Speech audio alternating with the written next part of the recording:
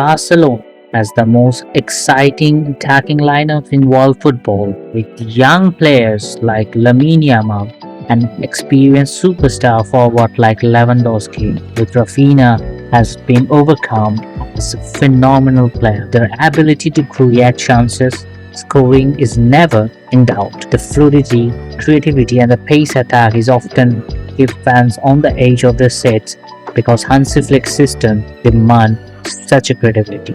But while the attack shines, the real concern lies on Barcelona's defensive structures, which really give them a headache. Biggest games like Champions League or Europa League. This is not a problem since for the last 2 or 3 years. It's been a problem since 2017 and 18. We will do the all raw talks today to find out what is laying behind Barcelona's poor defensive unit and why they really struggle this much against a superior team. Let's start with where the crux has been started. Javier Mascherano left in 2017-2018 from Barcelona. He was a leader of this defensive warrior at the club. Since then, Barcelona has struggled to find the stability at the back. The once a solid, commanding presence in defensive players like Puyol and Mascherano were replaced by inconsistent, poor recruitment and constant changes in the backline like Clement Lenglet and Samuel Umtiti. Also, the fullback position has been a major concern as well. Dani Alves' departure left a huge void at the right back that Barcelona never truly replaced. While on the left side, Jordi Alba declined with the age exposed defensive vulnerabilities, making Barcelona far too easy to exploit, especially in big European nights. You already remember some of heavy defeats like Roma, Liverpool, Bayern Munich. The recent struggles also in La Liga and also the demolished win in Frankfurt at Europa League night. Can you believe Barcelona playing Europa League from Champions League? There's much disgrace happened in Barcelona's entire system, though they have a lot of problem in the financial states.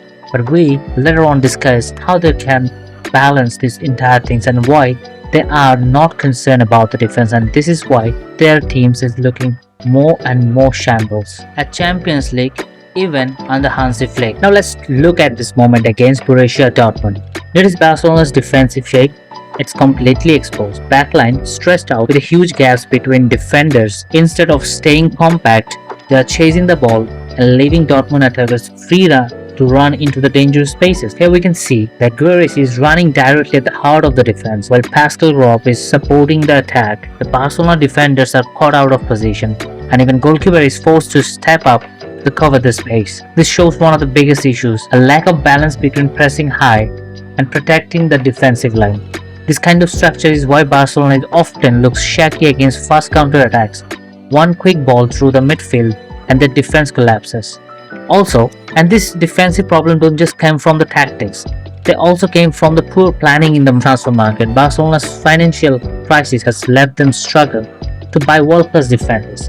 Instead of investing heavily in backline, the club is focused on attacking signings to maintain their style and reputation. So one of the things is that you cannot just put academy players in your big high-intensity game like Champions League and you expect them to recover from this. You are giving just Jules Koundé in last 5 to 7, 8 years just as a world-class defender. So you have to suffer, right?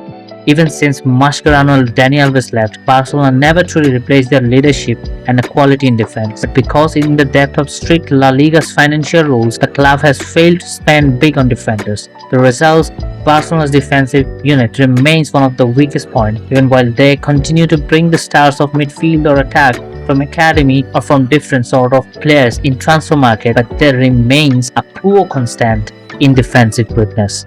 Barcelona cannot rely on their academy players to solve defensive problems. While La Masia has always produced incredible talents, winning in crucial matches in Europe requires proven and world-class defenders. We understand that the common transfer rumors for a top left-footed centre-back has come to the 60 to 80 million, which has been a lot for Barcelona. For Barcelona to make the purchase, they would likely to have sell a valuable assets like Ronald Araujo to raise funds and clear the FFP room. This shows the club's approach. Defensive must self-funded to the home ground. So is that a solution? Now, of course, they need some world-class defender and world-class pairing too.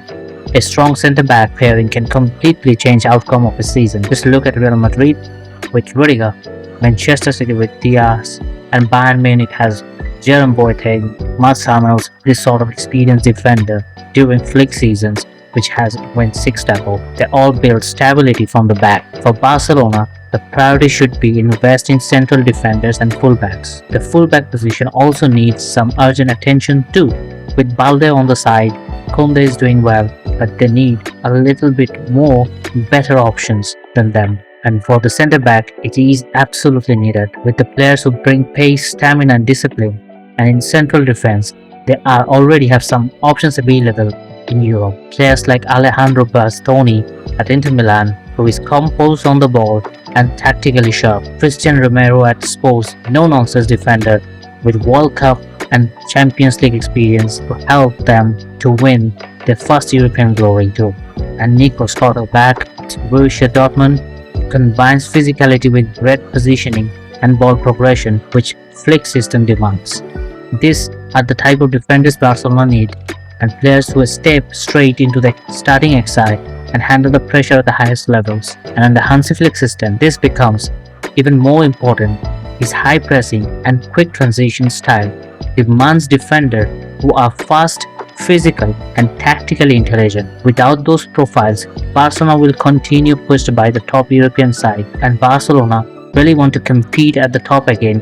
They must prioritize defense. Spending on world-class centre-backs and reliable on full-backs isn't just an option. It's the only way forward where Barcelona can achieve their one-decade Champions League dream.